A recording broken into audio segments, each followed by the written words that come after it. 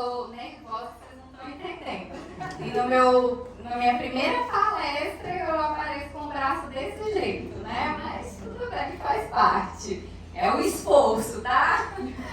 Gente, meu nome é Caroline Naomi, é meu nome mesmo, tá? Não é meu sobrenome.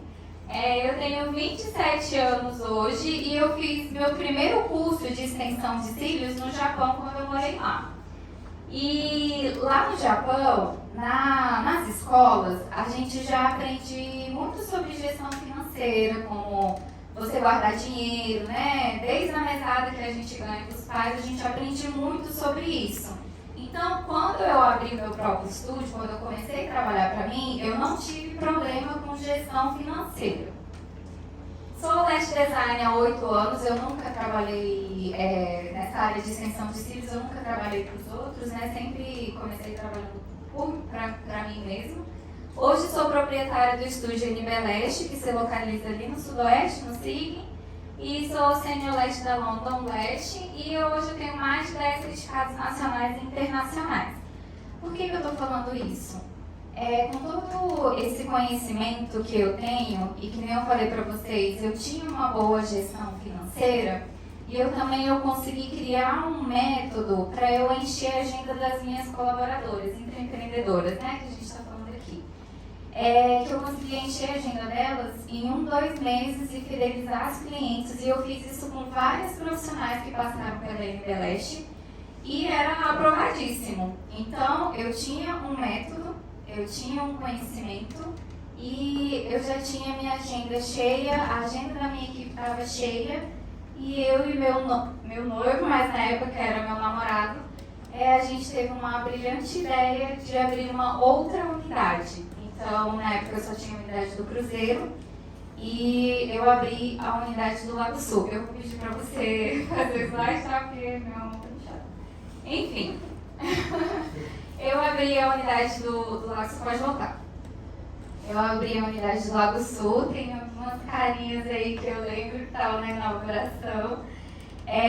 Enfim, eu tinha técnica, eu tinha, né, essa estratégia de encher a agenda, eu tinha conhecimento com uma boa gestão de empresa, de finança e tudo, então assim, não tinha por que dar errado. E todo mundo que estava na minha volta falou, cara, vai dar muito certo, não sei o que, Lash, vamos expandir, nananã. Estava todo mundo empolgadíssimo. E o que aconteceu foi, pode passar o próximo slide, em menos de 1 ano eu tive que fechar minha unidade do Lago Sul. Essa é a foto, o vídeo, né, que eu fiz no dia que eu entreguei minha sala.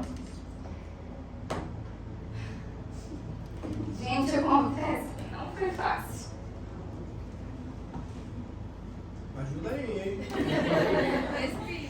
Não foi fácil e não foi financeiramente que eu fechei a unidade do Lago Sul. Na época que a gente estava fechando a unidade do Lago Sul, eu passei por muita situação muito difícil. Eu fiz uma cirurgia. Na semana que eu fiz a cirurgia, ninguém pensou, né, na minha equipe que eu ia aparecer no estúdio. E eu cheguei no estúdio e alguns materiais tinham sumido. E uns dias depois, eu sofri um acidente. E na mesma semana eu tive um diagnóstico do meu gatinho, que ele só tinha mais 3 meses de vida. Pra quem aí tem pet, né, mãe de pet, sabe como é difícil escutar isso. Sabe quando tudo assim, não só na sua área profissional, mas tudo tá desandando? E o que aconteceu? Eu finalizei o contrato com 5 profissionais, foi uma atrás da outra. E foi quando a gente viu que não tinha mais o que fazer. E se eu não me engano, foi 8 meses que a gente abriu a unidade do Lago Sul, a gente teve que fechar essa unidade. Tá, Carol, mas, poxa, né, você tinha uma boa gestão, uma boa estratégia, você tinha tudo para dar certo. O que aconteceu? O que aconteceu na minha empresa foi a falta de gestão de equipe.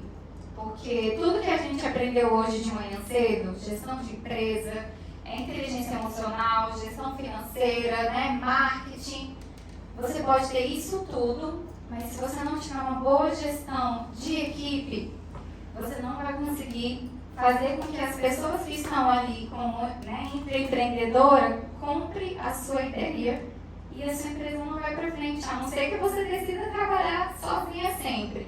Mas hoje a gente já aprendeu que a venda tem que trabalhar com marketing, que tem a gestão a gente delega as funções, a gente vai falar com a minha mão e eu estou mexendo no microfone aqui. Então, se você não tem você não sabe fazer gestão, então você tem que delegar. Então, automaticamente você já tem uma equipe ali. E se você não sabe trabalhar com as pessoas, no meu caso eu tive que fechar uma unidade por conta disso. Pode passar. Tá, então hoje eu quero falar para vocês o que eu fiz para ser uma péssima líder e falir uma empresa. E para vocês não cometerem o mesmo erro, tá? Pode passar. Quando eu fechei a unidade do Lago Sul, eu falei, cara, eu fazia, tudo que eu fazia, eu achava que era o certo. O que eu fazia? As minhas profissionais só chegavam no estúdio e atendiam. Ela não tinha preocupação se a agenda de amanhã estava confirmada, se tinha cliente suficiente para ela amanhã, se tinha estoque, se tinha papel higiênico no banheiro, se os brindes, as lembrancinhas nas épocas comemorativas estavam pronto. Elas não tinham preocupação com absolutamente nada. Quem fazia isso tudo era eu. E eu falava assim, eu quero que a Embeleze seja o melhor lugar para ela trabalhar. Então elas não vão ter preocupação com nada. Eu quero que elas cheguem, atendam e vão embora. E 15 dias elas vão ter o salário na conta delas. E eu achei que isso era brilhante. Eu achei que isso era a melhor estratégia. Eu falei, cara, quem é que não quer trabalhar numa empresa que só faz o que tem que fazer e não tem que se preocupar com nada? E foi aí onde eu pequei. Então, quando eu fechei a unidade do Lago Sul, eu falei, cara, eu tenho que mudar o meu pensamento. Se tudo que eu achei que era certo até hoje deu errado, então eu tenho que mudar tudo. Então eu tive que mudar minhas crenças, eu tive que entender que tudo que eu fiz era errado e não culpar os outros. Então eu comecei a estudar grandes empresas como YouTube, Google, Facebook, como que eles usavam, as estratégias que eles usavam com os funcionários deles. E até que, eu não sei se vocês também são assim, mas enquanto eu estou atendendo, eu coloco meu fone, fico escutando um podcast, coisa no YouTube. Até que um dia eu deparei com uma entrevista do Jorge Miluca. Ele é um ex-agente do GAT. Para quem não sabe, GAT é quem negocia com sequestradores, bandidos, enfim, pesado. E aí, na entrevista, ele falava assim, ele falava as estratégias que ele usava para o sequestrador liberar o refém, para algum bandido confessar um crime e ir preso, e convencer a pessoa a se entregar. E eu falei, caraca, como é que a pessoa consegue fazer o outro confessar um crime, se entregar e ir preso, e eu não consigo convencer a minha equipe a ter uma alta performance, ter um bom desempenho, porque a consequência disso, elas vão ter mais salário, elas vão ganhar mais. E eu não consigo convencer elas e o cara consegue convencer uma terceira empresa. Eu falei, não, vou ter que estudar essa estratégia. Então eu comecei a estudar a estratégia do FBI e esses 2 livros aqui que eu deixei para vocês. Se vocês quiserem estudar, é muito interessante, porque não é só sobre equipe, é sobre pessoas, né? Então, negociação no seu dia a dia ali, você quer comprar um carro, cadê Gisele? Quer comprar um carro, compra com ele. Então, tudo é uma negociação, aqui tem truque para tudo. Então, eu comecei a estudar muito esses 2 livros, e pode passar, por favor. E como hoje o tempo é curto, hoje eu vim trazer 5 estratégias para você se tornar um bom líder. Pode passar. A primeira estratégia eu acho que foi a Aline que falou e a Gabi também, sobre escutar o cliente. E aqui também não pode ser diferente. A escutativa. Na negociação do FBI, é uma pessoa que negocia com o sequestrador e tem mais umas 2, 3 pessoas que só escutam no caso bandido, sequestrador. Eu coloquei um trecho aqui do La Casa de Papel, que aí a inspetora Raquel, né, vai falar com o professor. Eu quero que vocês reparem que ela vai colocar o fone e o microfone, e vai ter outras pessoas que vão colocar o fone também, que vão só escutar o que o bandido fala. É bem rapidinho. Ó, tem 3 pessoas, na verdade. Tem áudio? Não, tem não.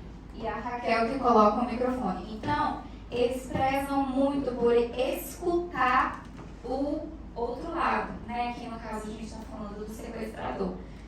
Então, é muito importante você escutar o que a pessoa tem para dizer, porque se a gente não escuta o que ela quer falar, a gente não entende o que ela quer.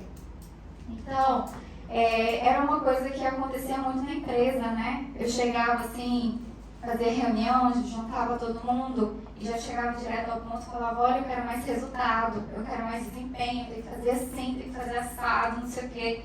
Só que eu não escutava as meninas, eu não escutava por que elas não conseguiam ter um bom desempenho, ou se às vezes elas tinham, só que era curto prazo, daqui a pouco voltava tudo estaca zero.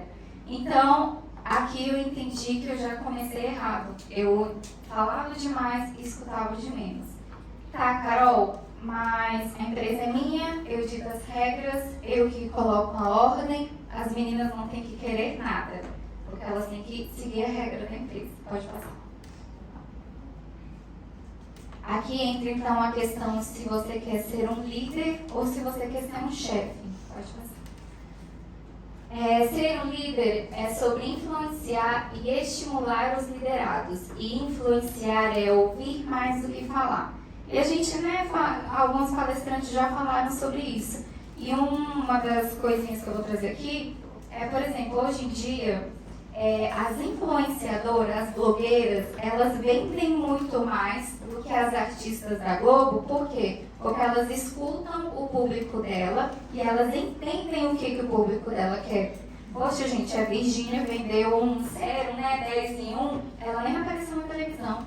Ela só fez pelo Instagram, fez um lançamento com um monte de blogueiras, mas ela não apareceu na televisão. Então, se você fala assim, um blogueiro, não sei o que você vê ali nos stories, você se sente mais próximo, você é mais influenciada, né, de comprar as coisas que ela indica do que tipo uma pessoa da Globo falando ali, porque é uma pessoa tão distante, né? Então, influenciar é você saber escutar. E você ser um chefe é você apenas determinar e não estimular o seu liderado. E quando a gente escuta a pessoa, a gente também vai entrar um pouco na palestra da Aline sobre empatia. Poxa, gente, a gente, né, escuta cliente, tem empatia com a cliente, por que a gente não vai ter com nossos liderados também, com a nossa equipe? O que é empatia? Empatia é enxergar a situação com o olho do outro. Por quê? Empatia não é sobre você distribuir abraço, não é sobre você concordar com o que a pessoa faz. Não é o FBI concordar com o cara que está, né, com o refém, não. É sobre você tentar enxergar a situação com o olhar do outro. Por exemplo, eu não vou citar todos os exemplos que tem no livro, porque hoje o nosso tempo é curto, mas no FBI, por exemplo, ao invés deles falarem assim, poxa, cara, o que você está fazendo? Você está fazendo a maior borrada da sua vida, eu não estou entendendo, que não sei o quê. Esse tipo de fala deixa a pessoa mais na defensiva, entendeu? E quando a pessoa tem empatia, ele pode trocar assim, no caso que está escrito no livro, né? Ele fala assim, tá parecendo que você não quer se render porque você está com medo de ir preso. Tá parecendo que você está com medo de se render porque você vai tomar um tiro. Então, assim, eles trocam a pergunta de uma forma, né, tentando enxergar a visão do outro. Então, uma situação aqui que aconteceu no estúdio, que eu peguei a autorização ali para trazer aqui para vocês, foi que eu viajei agora de férias e eu peguei e dei a autoridade para uma das meninas da minha equipe. Falei, olha, você pode fazer tudo aqui na empresa. Se precisar tirar o dinheiro do caixa, se as meninas não conseguirem resolver alguma situação, você tem total autoridade de resolver aqui dentro da empresa. Eu dei essa autoridade para ela e viajei. Quando eu voltei, eu deparei com que ela estava meio triste. Ela não dava bom dia quando chegava, A gente falava no grupo, ela não respondia. Aí um dia eu cheguei nela e falei assim, olha, depois dessa cliente, o nosso almoço é junto. Vamos almoçar e a gente conversa um pouquinho? E aí eu fui atender, aí eu fiquei, cara, eu vou falar pra ela assim, você nunca viu eu fazendo desse jeito, por que você tá fazendo isso? Você nunca me viu fazendo isso. Faz do jeito que eu faço, que esse jeito que eu faço é o certo, sempre deu certo, então você não pode fazer assim, você tem que complementar, você tem que isso, você tem que aquilo. Então já estava, né, criando diálogo na minha cabeça. Aí depois eu parei e pensei e falei, não, tá errado, não foi isso que eu estudei. E aí eu peguei, sentei com ela e falei assim, então, eu tô sentindo, né, que você tá triste, que você... Ai, me perdeu uma raciocínio aqui. Já começou. Eu falei assim, eu tô sentindo que você tá triste, que, né, depois que eu te dei essa autoridade dentro da empresa, eu tô sentindo que você não gostou disso, parece que você não tá gostando das ideias que a gente tá jogando lá no grupo. O que tá acontecendo? Então, ao invés de eu chegar e falar para ela que o que ela estava fazendo era errado, eu peguei e tive empatia e eu perguntei o que estava acontecendo. E ela me informou que estava acontecendo algumas coisas dentro da casa dela, e aí a gente conseguiu solucionar o problema e tudo se resolveu. Já pensou se eu tivesse chegado da outra forma? Talvez lá dentro da casa dela estaria ruim e agora dentro da empresa passaria a ficar ruim também. E aí, enfim, a gente ia perder total conexão. Então, empatia é sobre isso, você escutar mais, você tentar enxergar a situação com o olhar do outro. Terceiro ponto, espelhamento. Eu não sei se vocês já ouviram falar, mas muita gente conhece essa técnica como rapport. Vocês conhecem? Conhece? Para quem não conhece, espelhamento é muito utilizado pelo ex-presidente Barack Obama. O espelhamento você pode fazer de duas formas. Você pode fazer com gestos, né? Que nem aqui tem as fotos do Obama, imitando o gesto do outro. Por que ele faz isso? No nosso subconsciente, quando a gente vê que a pessoa tem alguma semelhança com a gente passa a confiar na pessoa. No nosso dia a dia, se a pessoa gosta da mesma cor, se a pessoa gosta, né, da mesma profissão, se a pessoa gosta do mesmo gosto musical, a gente sente aquela, né, sintonia, aquela semelhança e a gente passa a gostar e confiar na pessoa. Agora, quando, né, é tudo diferente, não tem nada igual, a gente fala, não bati com ela. Então, a técnica de espelhamento é para no subconsciente da pessoa a gente falar assim, confie em mim porque somos iguais. Tá? Você não vai ficar igual uma macaca ali imitando a pessoa, né? Tem que ser de uma forma discreta, tá? E aí a gente pode imitar com gestos, né? Que daí é esse exemplo aqui. A gente pode imitar com a velocidade da voz, com o tom da nossa voz. E também com algumas palavras, tipo algumas gírias, algum vocabulário que a pessoa usa. E aí no subconsciente dela vai criar uma semelhança e ela vai passar a confiar em você. E o segundo ponto da técnica de espelhamento é na escutativa, que é no caso que o FBI usa, que é você espelhar as últimas palavras que o outro lado da linha está falando, você espelhar. Por exemplo, se o bandido fala assim, eu quero um helicóptero, eu vou soltar o refém, mas eu quero um helicóptero. Aí o FBI fala, um helicóptero? Ao invés dele falar, para que você quer um helicóptero? O que você vai fazer com isso? E deixar ele na defensiva, ele vai falar, um helicóptero? No nosso subconsciente, isso vai causar o quê? A pessoa vai começar a se justificar e fazer com que você entenda o porquê que ela precisa de um helicóptero. Então, no nosso dia a dia, a gente pode fazer isso. Às vezes, a gente chegar na nossa colaboradora e falar assim, por que você fez isso? Para que você fez isso? O que você vai fazer com isso? Você tenta repetir as frases que ela fala no final, porque automaticamente ela vai querer se justificar e explicar sem ficar na defensiva. E o quarto ponto é cumprir com o combinado. Gente, isso é na vida, não é só para equipe. Todo ser humano odeia aquele amigo que fala e não cumpre. Então, nossas empreendedoras também não poderiam ser diferentes. Você fala, se você trabalhar no ano novo e no Natal, eu vou te dar, sei lá, 10% de aumento. Aí você chega e fala assim, vai ser 8%, vai ser 7%. Não, gente, se você combinou, você tem que cumprir. Isso a confiança é a base de todo relacionamento humano. Se a gente faz isso com as nossas clientes, a gente quer dar o melhor para a nossa cliente, a gente tem que dar o melhor para a nossa equipe também.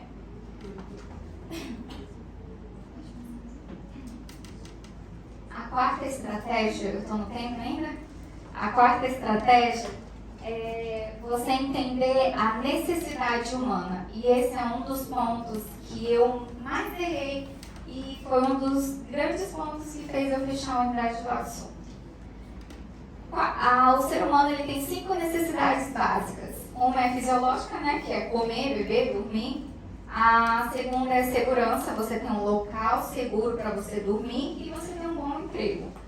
A terceira é a necessidade social, que é você pertencer a uma comunidade, como uma igreja, alguma coisa do tipo, ter uma família, ter um companheiro, uma companheira. Isso é uma necessidade humana, todo ser humano precisa disso.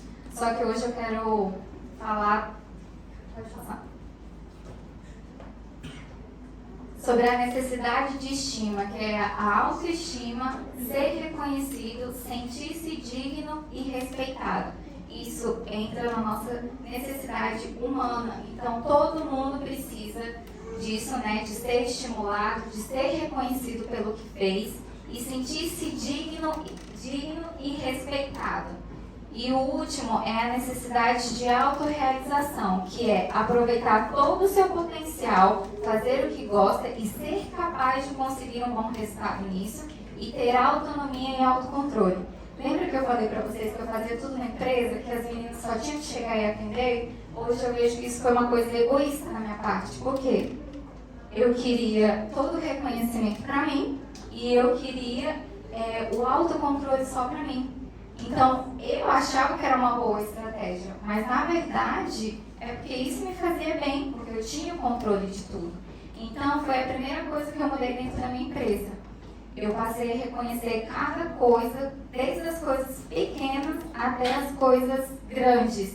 Eu comecei a reconhecer essas coisas e não achar que é tipo assim, ela está fazendo a obrigação dela. Não, você reconhecer, porque isso é uma necessidade humana, todo mundo precisa ser reconhecido. E a